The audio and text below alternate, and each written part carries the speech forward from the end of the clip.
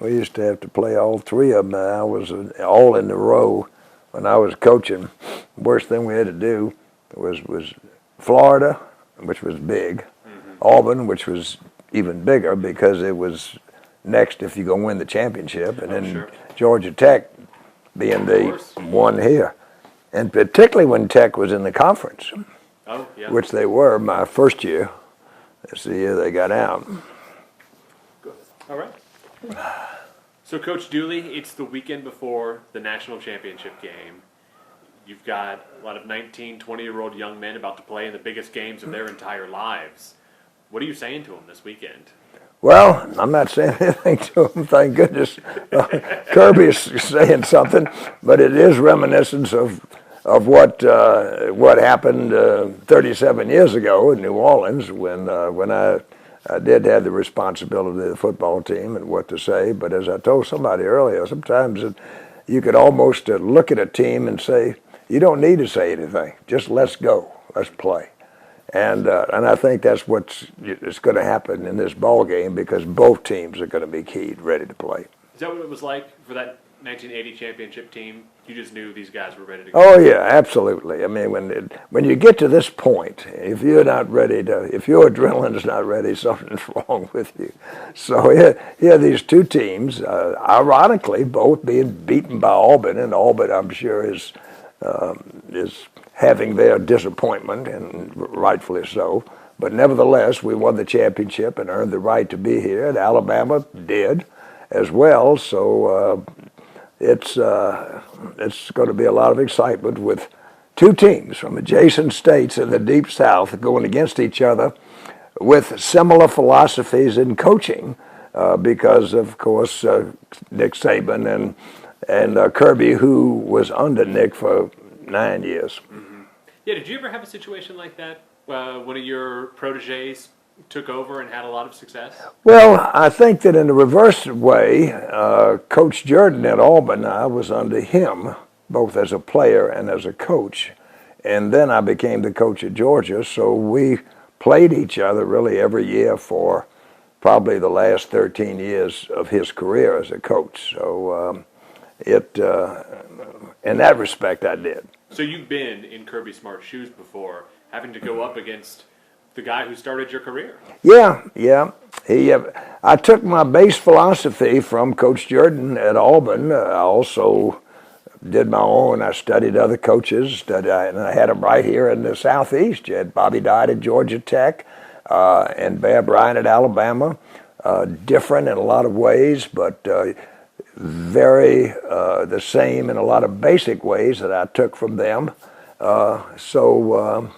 And I'm Kirby. I'm sure that while he has taken Nick Saban as his base, he is developing his own total philosophy as well. Do you ever look at Kirby Smart and think, my goodness, he had such success. This is just his second year here. Are you surprised how quickly he's been able to turn this into a national championship caliber team? Well, I've said this all year long. I think one of the biggest reasons is that 4 seniors who could have gone pro decided to stay.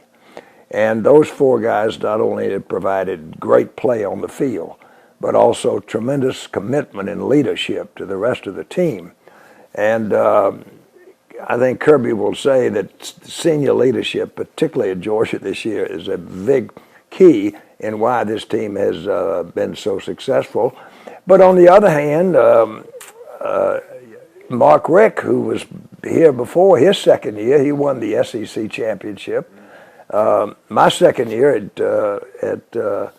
here at Georgia, we didn't win it, but we were that close to winning it, and then won it the third year. So not too unusual to have success, but then to be in this position to win a championship, national championship in the second year, is really something. Yeah. Are you a little jealous? Oh, well, no, I'm happy and proud for him. He's a Georgia boy. His daddy was a coach, and he coached at Georgia for a while and has been all over the place. But happy for him because I understand, because I've been there. I know what it's like, and so I'm very pleased for him.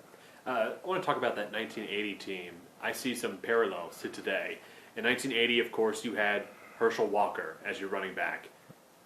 Fast forward to today, you've got a 1-2 punch. Nick Chubb, Stoney Michel. What do you see? And Swift, too. You got another one. Yeah, that's true. Yeah, What do you see in these guys?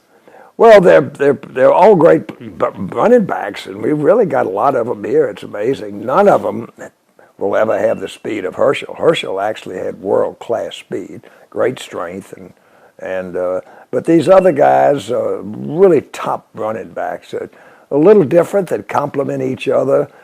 Chubb is extremely stout and strong, and probably Michel is a little more elusive, though he's strong too. But they're really two great backs. And they complement each other. Yeah, in that respect, because of the one being a little more elusive, the other one being tough and strong and breaking tackles in Chubb. When did you know? I want to make sure that this isn't the boss is trying to get a hold of me. When did you know in that 1980 season that this was a pretty good team? Well, when they went to Tennessee and was able to come back from really being down up there, and Herschel was a big part of that. But I knew that we had the nucleus of a heck of a football team. We had one missing piece of the puzzle, and that was a tailback, and Herschel filled that void as a young freshman. But we had a solid football team, offensively, defensively, and in the kicking game. So we were a complete team, very much like this team is. It excels in all three phases of the game, and if you really going to be good, you have to do that. When did you realize that this team had the chance to go all the way? Well, when they came back and beat Auburn, and sometimes, particularly in this day and time, you need to get your tail kicked, and sometimes early helps. But it makes the team realize, boy, they got to work a little bit harder. It challenges them. It challenges the coaches. And it also makes the coaches maybe make some decisions they wouldn't make if you continue to win and you think you need to make a change. But when you get beat, you know you need to make a change. So that ended up being a great thing for us, and one of the things that helped everything to fall in place. In order to win a national championship, it's got to fall in place in a lot of different ways, and it has for this football team. Of course, in 1980, you all went undefeated, but that was kind of a different era in college football. Well, even then, everything kind of fell in place because we won games after games that were so close. But we developed over a period of time an attitude that we were going to win somehow, some way. And each week, some phase of the game picked up where the other phases might have not played as well. And again, that's got to happen when you win a national championship. One of the things that did fall into place is the freshman quarterback. This kid's kind of been put into a very difficult position, and he seemed to have excelled in it. What have your thoughts been on that? Just amazing to me to see him do that. I knew that he was going to be challenged at Notre Dame. I couldn't think of anybody watching him as I have to be the one that would go and take on that challenge. He's got a lot of confidence. He's got wonderful leadership qualities. And he's not a great runner. He's not a great passer, but he's good at both. And because of his leadership ability, he takes the team down the field against Notre Dame to have the winning field goal. And then he took the team down the field against Oklahoma in the Rose Bowl when we had to come back to tie the ball game. So he's got those intangible qualities along with his wonderful natural ability. Where did you watch the Rose Bowl? Were you out there? I was there, yeah. I wasn't going to miss that. I was invited to go, and I've never been to the Rose Bowl, went to the Rose Bowl parade, so I had a great time. You know, that game was just awesome. It was from beginning to end. It had drama. There were ups, there were downs. I think both fan bases were convinced they were going to win. Both fan bases were convinced they were going to lose. How do you top that kind of drama from the Rose Bowl when you come Monday in the national championship? I don't think you're going to see that type of football game. It was almost like a touch football game the first half, and their offense really good. It took us a while to really, I don't care how hard you practice, in practice you can't realize the strength and the speed and the tempo of a team until you get in the ball game. And by halftime, we figured it out, and we dominated really the second half outside of the fumble that almost got us in trouble. And I was really happy that Michelle had come back, and because he's just a great kid. Both of those running backs are, for him to make the play to win the ball game. Here we are, 2018. It's been a generation since Georgia won the national championship. So you've got an entire generation of fans who have been waiting, maybe next year. Is this finally the year? Well, I hope so. Yeah, we're in a position to do it, and everybody's excited about it, and somebody's got to win it. Might as well be us, yeah. And it's going to be challenging. It's going to be good old-fashioned football in the South, again, with two coaches with the same basic philosophy, and as so many times, it's going to be one up front in the trenches and where it's all about. So it's going to be a great football game, and I'm looking forward to watching it. Are you going to be watching it here at home? Or no, I'll be there. You'll be there. What do you think it's going to be like? The atmosphere? Yes. Oh my gosh! There'll be no game in that stadium like this. The atmosphere of this game, because there'll be no fans will be that into a game like these fans because of the closeness. I mean, we're so close to each other. And adjacent states, both in the same conference, great coaches, great players. It's going to be a ring dinger. Well, what do you think? You said it's going to be up front, the battle up front. That's going to. That's mostly always the case, and all the skilled players that everybody has. But in the final analysis, game in and game out, it's what's up front that counts, and both teams are good up front. Both teams are good, and so it'll be a physical battle. Well, I'm trying to think if there's anything else I needed to ask you, but I think that was everything. Anything else you want to talk about? No. Coach, if you had an opportunity to give words to Kirby Smart, what would you tell him? Oh. I don't know what I could tell Kirby, because he has. The good thing about this is that he's been in these kind of games, which is what I like. It's not like he's a new head coach that hadn't been in championship games. I think they've won 3 that he was a part of. They've been in maybe 4. They've been in this Final Four on 3 different occasions. The 3 times that Alabama has been there, he's been there. So I don't think I could tell him anything.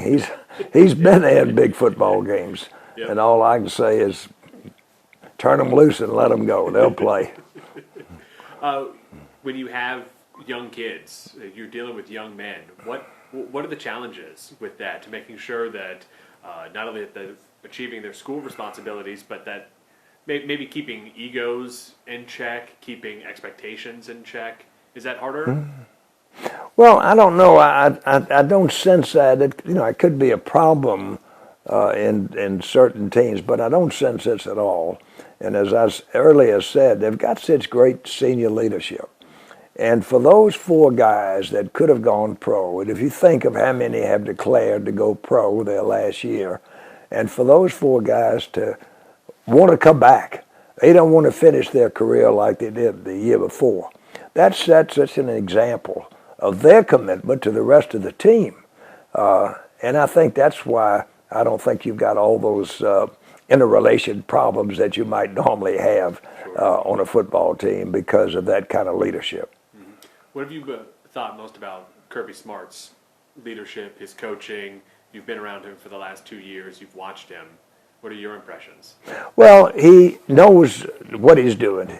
He's very much involved, very enthusiastic, tenacious in what he wants to do. And he's put together a very good staff, and it's taken them actually about a year to work together. You don't just come in all of a sudden and you click totally, but they have after 1 year, and that's why they have improved so much even in their second year, among the reasons why they have been improved. And he's got a base to work from. He's been there by being under one of the top programs, if not the top program in the country the last 10 years. And I said that very much like Mark Richt was under Bobby Bowden at FSU in the 90s, arguably the best program in the country. And when you experience that as a young assistant coach, and you're ambitious, you're intelligent, and you're going to be a heck of a good football coach, and that's what both of them are. Mm-hmm. You know, you had your chances to leave. Auburn wanted you back. You could have gone there. What is it why you stuck around not only for your career, why you still live in Athens? What is it about this area? Well, I came actually in about 25 years as a coach. There was only 2 times that I even considered leaving, and the first time was Oklahoma, ironically, which was after my second year.